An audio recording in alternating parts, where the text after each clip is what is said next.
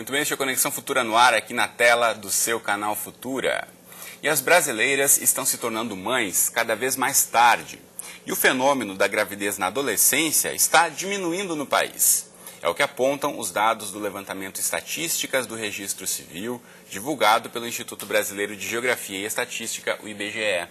O comportamento estaria ligado à inserção da mulher no mercado de trabalho e ao maior acesso aos estudos nos últimos anos. A pesquisa mostra um número crescente de nascimentos para mães de 25 a 29 anos. De acordo com o IBGE, o grupo de mães em idade mais avançada também aumenta no país. As mulheres que se tornaram mães com idades entre 30 e 34 somavam 14,4% lá em 2002. 10 anos depois, em 2012, o grupo representava 19% do total. Então, no programa de hoje, a gente fala sobre as repercussões que essa mudança traz para as mães, para as crianças, para as novas famílias e também para a sociedade brasileira como um todo. Para essa conversa, a gente recebe aqui no estúdio a Leila Hervati. Ela é gerente de estudos e análise da dinâmica demográfica do IBGE. Também com a gente, a economista Mônica Santos, que foi mãe aos 36 anos. E também com a gente aqui no estúdio, o sociólogo João Clemente de Souza Neto, que é professor do curso de Pedagogia da Universidade Presbiteriana Mackenzie. E você em casa, como sempre, também é nosso convidado para acompanhar esse bate-papo.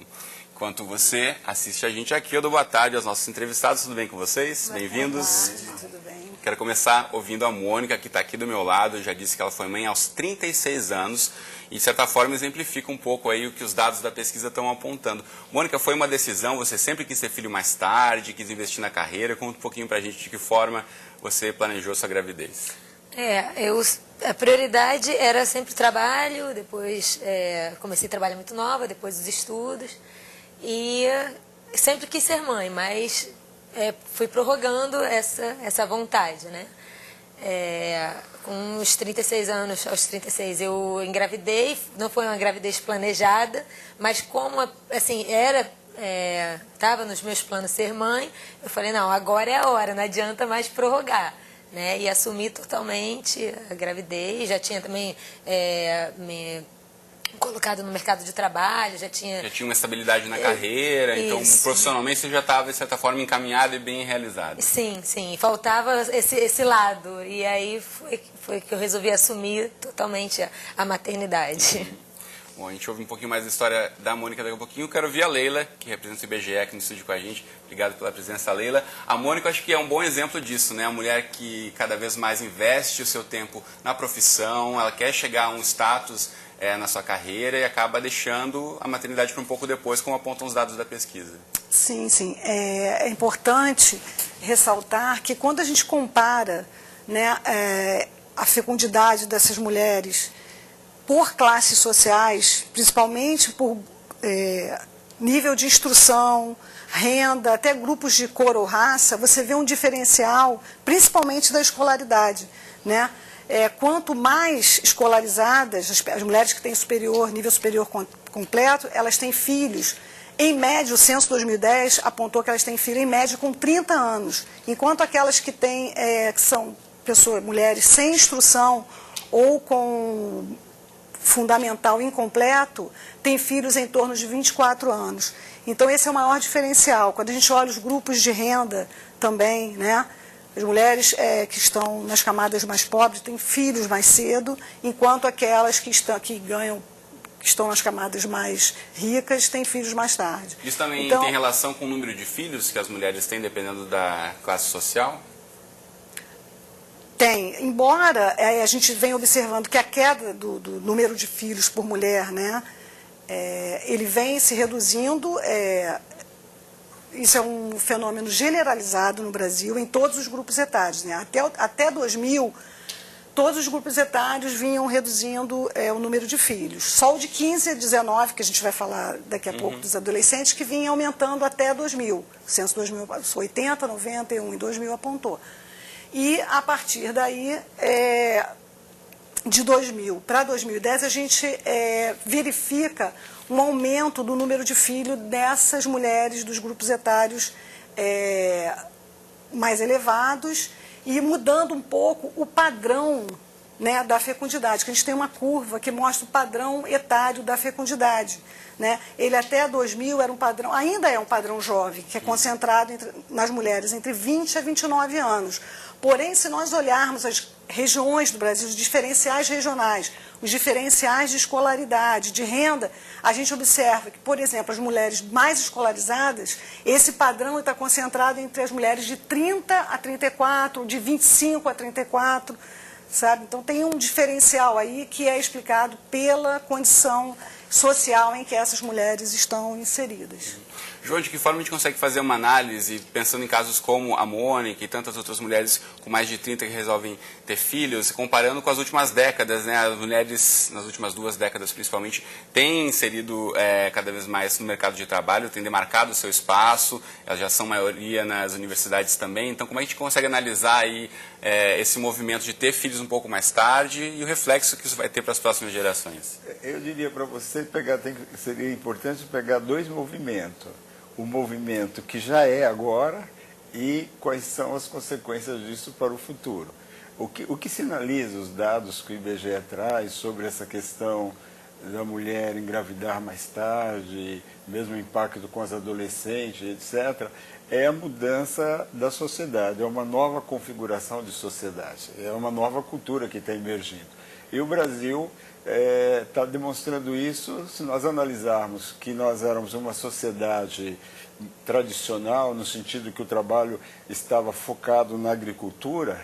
Se a gente pensar em um século de existência e, sobretudo, nos últimos 20 anos, em que as relações sociais, o mercado econômico, a questão cultural, a sociedade modernizou. Uma transformação gigantesca, né? Sim, é uma transformação. Veja, você olha para uma menina de 20 anos hoje, se eu contar a minha história, ela vai dizer assim, esse cara é um monstro, viveu em outro mundo, né? Não é no meu mundo. De um país rural se transformou num país urbano, essencialmente.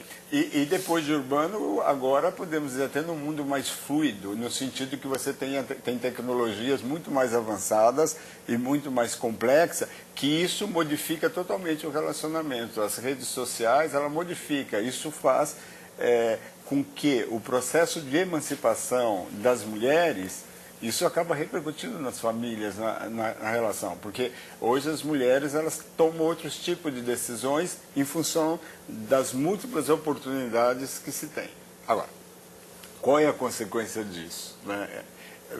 À medida que você implanta uma política de direitos humanos, de um outro tipo de relação entre homens e mulheres, significa que você está construindo um novo tecido social.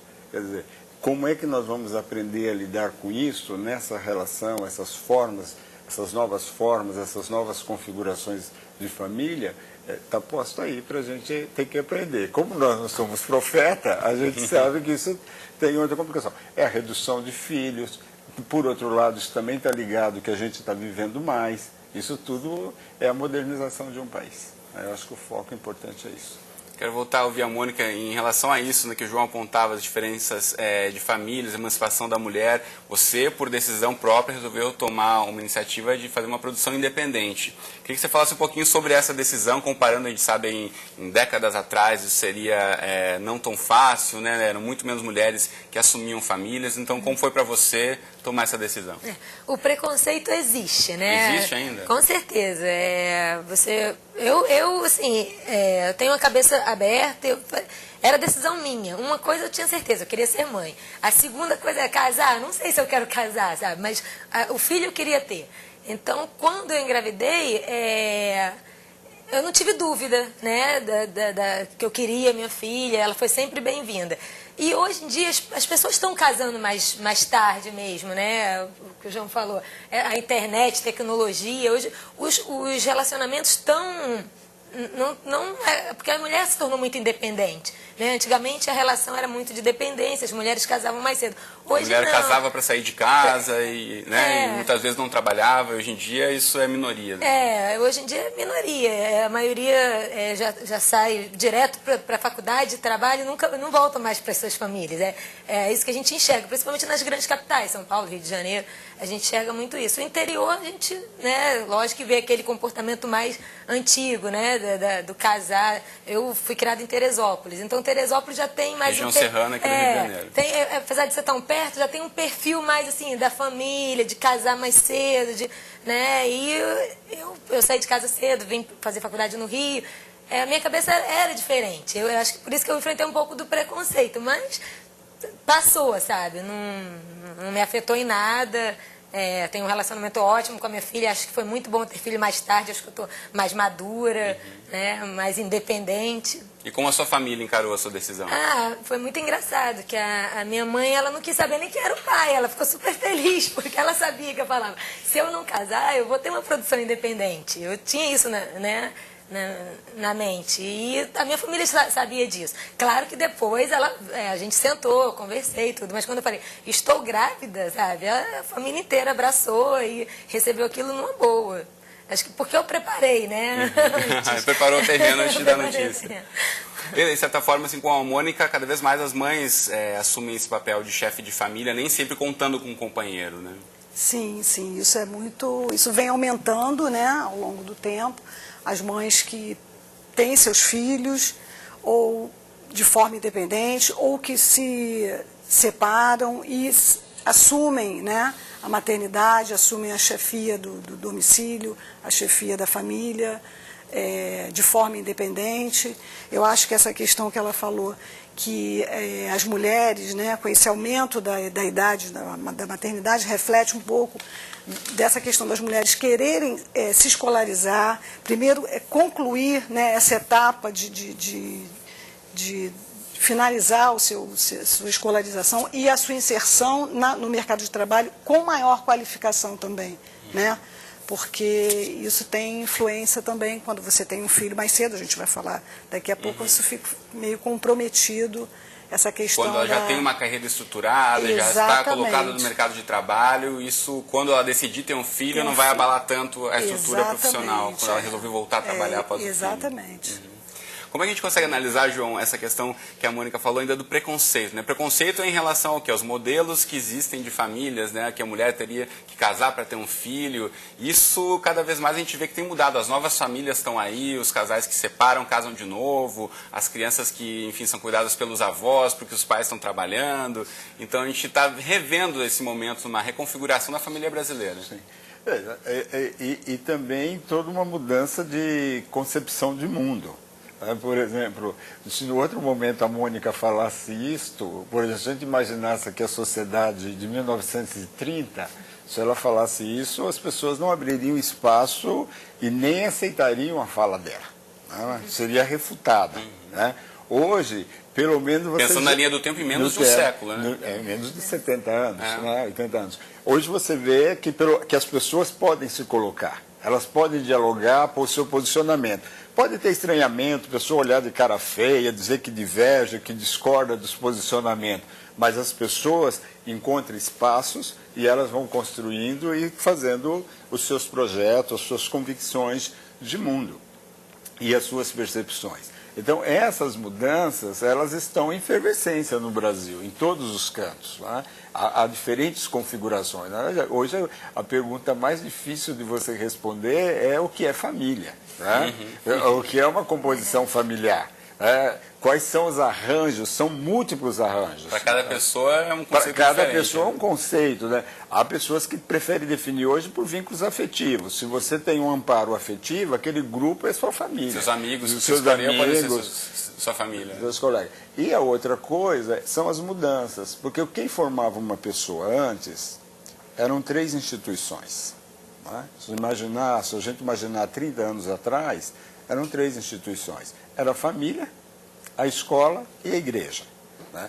Hoje, essas 3 instituições não têm a mesma influência que se tinham antes, né? Hoje você tem múltiplas instituições. Então, portanto, você pode conviver numa sociedade extremamente hiper heterogênea. Não é nem heterogênea, é hiper, né? Você tem várias configurações e reconfigurações de valores e de possibilidades. Onde a independência do indivíduo é mais aceita. É mais aceita, a autonomia é mais aceita, a liberdade... Esse é o nosso conflito hoje. É como nós vamos articular liberdade e segurança e convivência. Você tem liberdade, convivência humana e segurança. Esse tripé é o que está aí, a discussão é isso, por exemplo. Como que nós vamos reconfigurar famílias em que as pessoas possam ser livres, que elas tenham segurança e tenham condições de conviver. Então, esse é o tripé nosso, difícil de lidar. Muito bom. Bom, uma outra questão importante que a gente vai discutir a partir de agora é a questão de gravidez na adolescência, que um dado que chamou a atenção é que, segundo esse levantamento do IBGE, teria diminuído essa gravidez, que sempre no Brasil foi constante ou crescente, né, esse número de adolescentes que engravidavam. Queria que você analisasse um pouquinho esses dados para a gente, Leila. Então, dos anos 80, 70, 80 até os anos 2000, embora a fecundidade tenha caído de 4 filhos por mulher para 2, quase 2 filhos por mulher. Isso no geral em 2000, da mulher no geral, brasileira. E em todos os grupos etários, né, que a gente analisa de 15 a 49 anos, a fecundidade caiu. Nesse grupo específico de 15 a 19, a gente observou um aumento do número de filhos por mulher nesse grupo, até 2000. Né? Então, a própria mídia, na época, né, em torno do final dos anos 90, início dos anos 2000, isso era um tema que era muito presente, né, na mídia, essa discussão da gravidez da adolescência, nas suas... Na TV, em jornais, em revistas. As consequências exatamente. E o que mostrou o censo 2010 e os dados do registro civil também? Uma diminuição, uma redução na fecundidade desse grupo etário, de 15 a 19 anos. Embora ele se reduziu bastante, em torno de 20% no total, né? Como eu havia falado, se nós compararmos também os grupos de cor ou raça, ou grupos de rendimento e de escolarização, a gente vê que as mulheres que estão mais vulneráveis, as mais pobres, as negras, as que que têm menor escolaridade, que têm um percentual maior de filhos, né? Tem um número maior de filhos nessa faixa etária. Né? Isso as torna mais vulneráveis porque essas mulheres, em geral, não têm acesso ao sistema de saúde, não fazem o pré-natal, elas correm mais o risco de terem problemas durante a gravidez e até durante o parto. Então, isso se torna até um problema mais social do que um problema demográfico, digamos assim, né? Então, essa é a questão, né? Dessa questão da gravidez na adolescência, tem esse perfil mais dos diferenciais sociais, né? E essa questão quando... Diga lá, Mônica. Sem contar que para você entrar no mercado de trabalho, depois é mais difícil. Isso, não, isso. Essas mulheres, quando elas têm filhos nessa faixa etária, elas normalmente param de estudar, né? E quando se inserem no mercado de trabalho, se inserem em atividades com pouca qualificação, precárias, né? E se tornam mais vulneráveis por conta disso também. Porque é uma tarefa difícil. Assim, eu resolvi ter mais tarde, mas é uma tarefa difícil. Claro. É levar na creche, é buscar na creche. Sabe? Você tem jornada tripla, né? Nem dupla, né? Quando você já tem um pouco mais de maturidade também para poder organizar essa jornada. Exatamente. Tão complexa que ela é. Tem um dado da PNAD. Não, tem que estar o tempo inteiro assim, conciliando o horário de trabalho e tem que ter uma flexibilidade, falar com o chefe, olha, hoje eu posso sair um pouco mais cedo, sabe? Esse período agora é de férias, ela está em colônia de férias. Então tem que chegar mais cedo, sair mais cedo, porque o horário muda. E imagina você mais tem que ter nova. Uma estrutura, né? Tem que ter estrutura, tem que ter maturidade. Você é mais nova, você já não tem um emprego, já não tem a renda, né? E depois, para conseguir conquistar aquilo com o filho, é muito mais difícil, né? É verdade. Tem um dado da PNAD que foi divulgado agora, da PNAD, a Pesquisa Nacional por Amostra de Domicílios, que ela mostra que entre as mulheres de 15 a 17 anos que não têm filhos, 88% estudavam, né? E nesse mesmo grupo, as que têm filho, apenas 22%, em torno de 22% estavam estudando. Quer dizer, a gente tem essa questão da vulnerabilidade desse grupo que...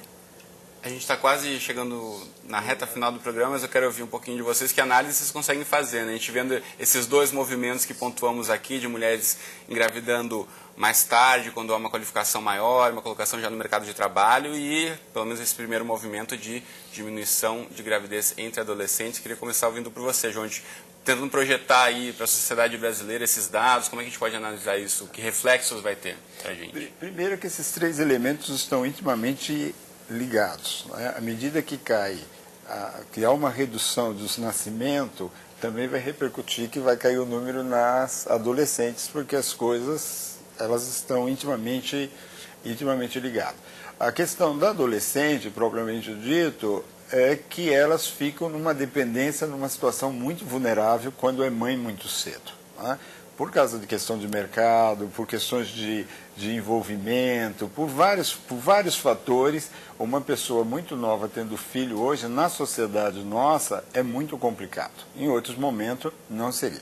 Agora, quais as consequências disso e o que isso pode repercutir na convivência das pessoas?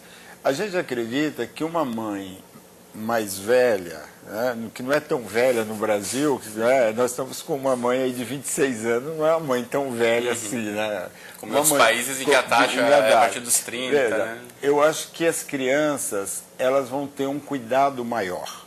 E se elas tiverem um cuidado maior, nós vamos ter uma sociedade um pouco mais organizada e nós vamos poder viver de uma outra forma, né? Porque os pais, eles têm que ter uma certa responsabilidade sobre os seus filhos, né? E essa responsabilidade, quando você tem mais idade do que uma menina de 16 anos, veja, uma menina de 13 anos que tem um filho, ou 14 anos, quem vai criar vai ser a avó.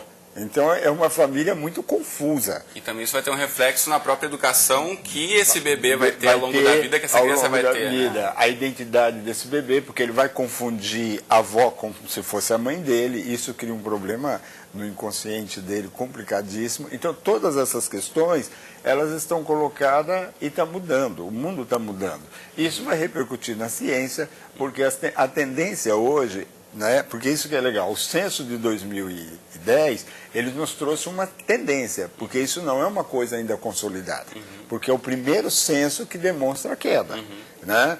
Se fosse o segundo, nós já poderíamos dizer que é uma tendência consolidada. Essa coisa que eu queria chamar a atenção, ela é importante para o governo com a questão das políticas públicas. Não podemos baixar a guarda com as adolescentes e com a gravidez, né? Tem que continuar desencadeando as políticas públicas para reduzir. Se hoje está em torno de 17, nós teríamos que estar em torno de uns 8.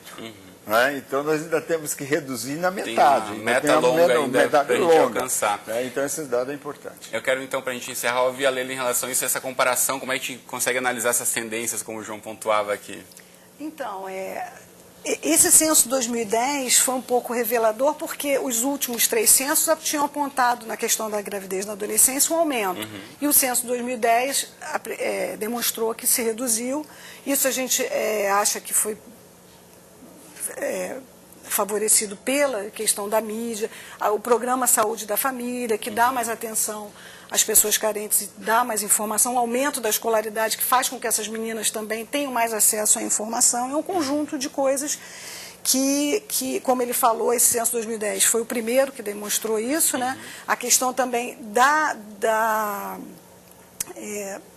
mulher mais retardar a sua gravidez, também é uma tendência que a gente observa, principalmente nas mulheres mais escolarizadas. Quer dizer, então eu acho que isso é uma coisa positiva, como ele falou, que as mulheres mais velhas tendem a cuidar melhor dos seus filhos, não estão tão vulneráveis. E eu acho que é essa tendência que está colocada. Muito bem. Então, infelizmente, o nosso tempo acabou. A gente podia seguir esse bate-papo aqui para o resto da tarde, mas quero mostrar para você de casa rapidamente o site do IBGE, onde você pode ter todas as informações da pesquisa que citamos tanto aqui no programa de hoje. Então, o site é o ibge.gov.br, tá aí para você. Você pode fazer a busca aqui e procurar esse estudo, tá certo? Então, obrigado, João. Obrigado, Leila. Obrigado, Mônica, pela presença comigo aqui no Conexão Futura de hoje.